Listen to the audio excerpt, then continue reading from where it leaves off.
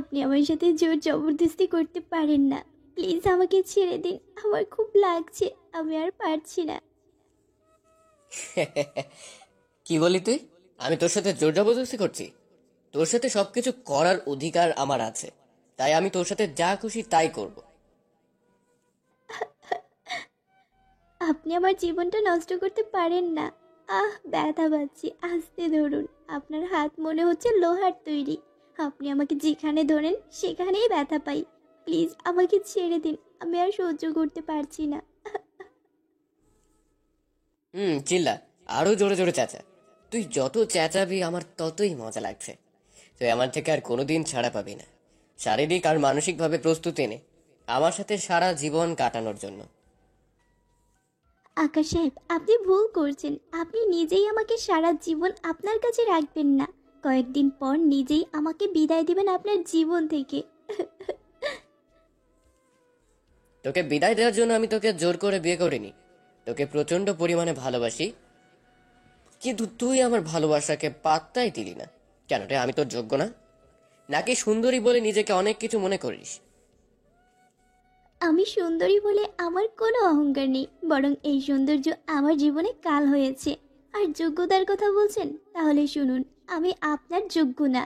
এই কথাটা যেদিন আপনি বুঝতে পারবেন, সেদিনকে আপনি আমাকে আপনার জীবন থেকে বিদায় দিয়ে দিবেন। শুধু বিদায় না, আমাকে প্রচণ্ড ঘৃণা করবেন। প্লিজ আকাশ সাহেব, আমাকে আর মারবেন না। আমি নিতে পারছি না। আপনার প্রতিটা বেল্টের বাড়িতে প্রচণ্ড ব্যথা। এবার ছেড়ে দিন, আপনার দুটি পায়ে পড়ি। তুই যদি আমার প্রস্তাবে আগে মানতি তাহলে তোকে আমি কতটা আদর করতাম তা তুই নিজেও কল্পনা করতে পারতি না। কিন্তু না, তুই আমাকে সমানে ইগনোর করতি। তাই তোকে আদর না, কষ্ট দিব আমি। এখন থেকে তুই বুঝতে পারবি আমার ভালোবাসা কতটা ভয়ঙ্কর হতে পারে।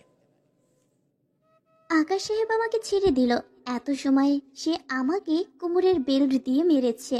আর আপনাদের কনফিউশনে রাখবো না। চলুন আপনাদের কনফিউশন দূর করে দেই। আমি মুমতাহিনা নীরা, মধ্যবিত্ত পরিবারের সাধারণ একজন মেয়ে।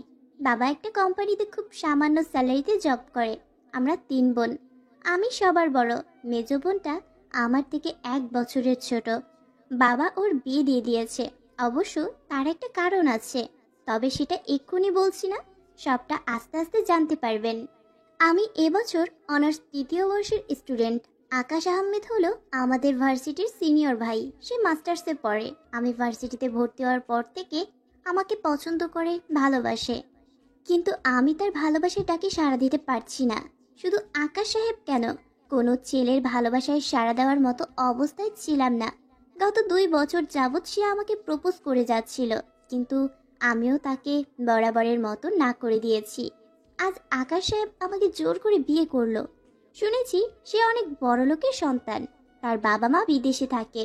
সেও মাস্টার্স শেষ করে বিদেশে চলে যাবে। ভেবেছিলাম সে চলে গেলে আমি তার থেকে মুক্তি পাবো, কিন্তু না, তার থেকে মনে হয় আর কোনোদিন মুক্তি মিলবে না। আকাশ সাহেব আমাকে একটা রুমের মধ্যে আটকে রেখে চলে গেল। ঘন্টা 3 পর ফিরে আসলো। এই নে বউ, সাজার সমস্ত কিছু এখানে আছে।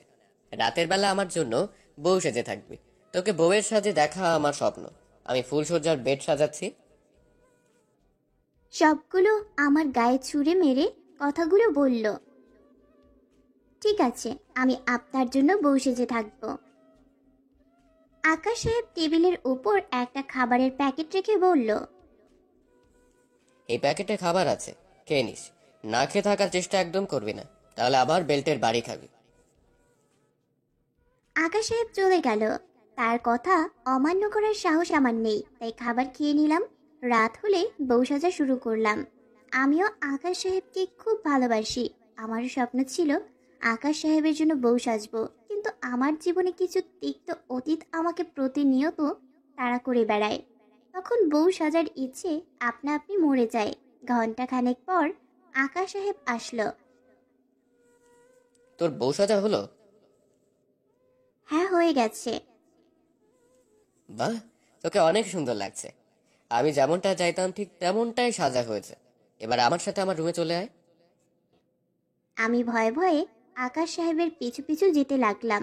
সে আমাকে নিয়ে একটা রুমে আসলো। রুমটা খুব সুন্দর করে সাজানো হয়েছে। বেডটাকে পুরো তাজা ফুল দিয়ে সাজিয়েছে। আমার রুমটার দিকে একটু তাকিয়ে দেখ।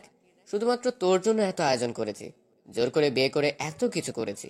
আর যদি তোকে পরিবারের সম্মতি নিয়ে বিয়ে করতাম তাহলে দেখতে পেতি এই আকাশ আহমেদ তোমাকে ভালোবেসে কি কি করতে পারে। কিন্তু না, তুই তো বোকা। আমার ভালোবাসার দাম দিলি না। তুই আমার ভালোবাসা তোর জন্য হিংস্র হবে। সুন্দরী, আপনারা বড় লোক মানুষ, আপনাদের ব্যাপার স্যাপারই অন্যরকম। তুই কি আমার সাথে ফুলসজ্জার জন্য প্রস্তুত? আর প্রস্তুত না থাকলেও আমার কোনো সমস্যা নেই। তোকে বিয়ে করেছি যখন, তখন ফুলসজ্জা হবে। শুধু আমি প্রস্তুত হলেই হবে। যা, বেডে যা। সকালবেলা বেড ছেড়ে ওঠার মতো শক্তি নেই, সমস্ত শরীর ব্যথা হয়ে আছে। গত রাতে আকাশ সাহেব আমার সাথে জানোয়ারের মতো আচরণ করেছে। শরীরটাকে কামড়ে কামড়ে ক্ষতবিক্ষত করে দিয়েছে। নীরা, আমি জানি তোমার সমস্ত অঙ্গ ব্যথা। উঠে ফ্রেশ হয়ে নাও, এরপর নাস্তা করে নাও। আমি তোমার জন্য পেইন কিলার রেখে যাচ্ছি, খেয়ে নিবে। ব্যথা আর থাকবে না। আমি ভার্সিটিতে যাচ্ছি, একদম পালাবার চেষ্টা করবে না। তুমি গিয়ে পাতালে লুকালেও আমি তোমাকে খুঁজে নিয়ে আসবো। কথাটা ভালো করে মাথায় ঢুকিয়ে নিও। আকাশ চলে গেল ভার্সিটিতে। এভাবে কয়েকদিন বাড়িতে কাটালাম। হঠাৎ আকাশ আজকে বলল, নীরা, আজকে আমার সাথে ভার্সিটিতে যাবে, কিন্তু ভার্সিটিতে গিয়ে বলতে পারবে না তুমি আমার বউ। কেন বলবো না, সেটা তো বলবেন। কারণ আমি দেখতে চাই ভার্সিটিতে তোমার কতজন আশিক আছে, যার জন্য আমাকে দিনের পর দিন ইগনোর করছো। আপনি আমাকে ভুল বুঝছেন, আমার কোনো প্রেমিক নেই। সেটা ভার্সিটিতে গেলেই দেখতে পাবো। আমি আর কোনো কথা বললাম না। আকাশের সাথে চলে আসলাম ভার্সিটিতে। ঘন্টা দুই পর আকাশ আমাকে টানতে টানতে নিয়ে আসলো ভার্সিটি থেকে বাড়িতে। কি হলো, আপনি আমাকে এভাবে টেনে নিয়ে আসলেন কেন? কিন্তু আকাশ আমার কোনো কথা না শুনে বেল্ট দিয়ে মারতে শুরু করলো। তোর সাহস অনেক বেশি। তুই বললি তো কোনো আশিক নেই, তাহলে আজ ভার্সিটিতে বসে ফাইমের সাথে হেসে হেসে কথা বললি কেন? ফাইমই বুঝি তোর আশিক? ফাহিমের সাথে আমার কোনো সম্পর্ক নেই।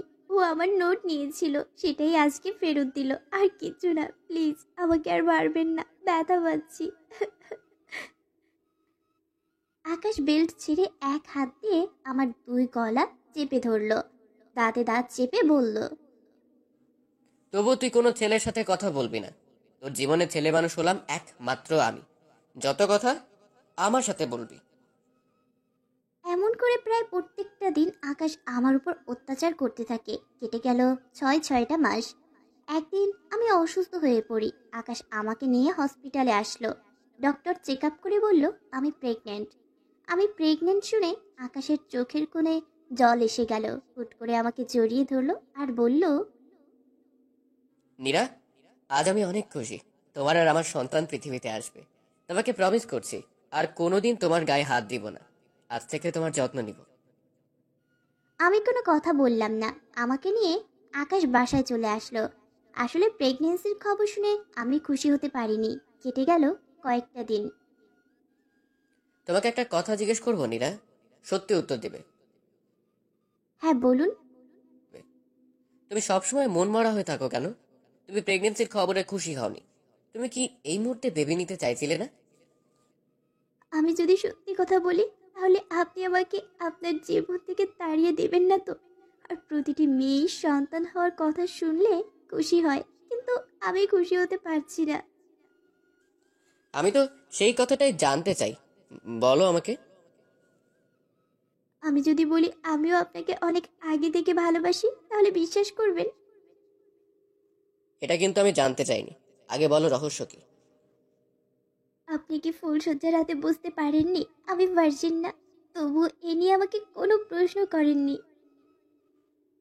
হ্যাঁ, সেটা আমি লক্ষ্য করেছি, কিন্তু জানার আগ্রহ হয়নি। কারণ তোমাকে ভালোবাসি, তাই অবিশ্বাস করতে চাইছি না তোমাকে। তাহলে শুনুন, আমি একজন ধর্ষিতা মেয়ে। গত 5 বছর আগে আমি ধর্ষণের শিকার হয়েছি। আমাদের এলাকায় কিছু বখাটে ছেলে আমাকে তুলে নিয়ে গ্যাং রেপ করে। তারপর থেকে আমি ধর্ষিতা। আমার জন্য আমার মেজ বোনকে বাবা বিয়ে দিতে পারছিল না। আর আমি ধর্ষিতা বলে আমাকে কেউ বিয়ে করতে রাজি হয় না। এরপর আমি ইন্টারমিডিয়েট পাশ করে ভার্সিটিতে অ্যাডমিশন নিয়ে হোস্টেলে উঠে যাই। বাবা মাও মুক্তি পেল, মেজ বোনটাকে বিয়ে দিতে পারলো। এখন আপনি আমাকে চলে যেতে বললে আমার কোনো আপত্তি নেই, তবে একটা রিকোয়েস্ট আপনার কাছে, আমাকে বাচ্চাটা জন্ম দেওয়া পর্যন্ত থাকতে দিন। বাচ্চা হলে আমি বাচ্চা নিয়ে চলে যাব, আমারও বেঁচে থাকার একটা অবলম্বন হবে। তুমি এই কারণে আমাকে ইগনোর করতে? আরে পাগলি, তুমি তো আর অন্যায় করনি। অন্যায় করে যারা, তাদের শাস্তি পাওয়া উচিত। তা না করে আমাদের সমাজ শাস্তি দেয় যে অন্যায়ের শিকার হয়। তুমি ধর্ষিতা, তাই বলে তোমার প্রতি আমার ভালোবাসা কোনোদিন কমে যাবে? প্রমিস করছি সারা জীবন তোমার পাশে থাকবো, ছেড়ে যাব না। বরং আমি তোমার কাছে ক্ষমা চাইছি, তুমি আমাকে ক্ষমা করে দাও। তোমার সাথে না জেনে অনেক অন্যায় করেছি। আর শোনো, আজ থেকে তুমি আমাকে আপনি করে বলবে না, তুমি করে বলবে। ভালোবাসি তোমাকে। আকাশের কথা শুনে আমার চোখে পানি এসে গেল, জড়িয়ে ধরলাম ওকে। আমিও তোমাকে অনেক ভালোবাসি আকাশ।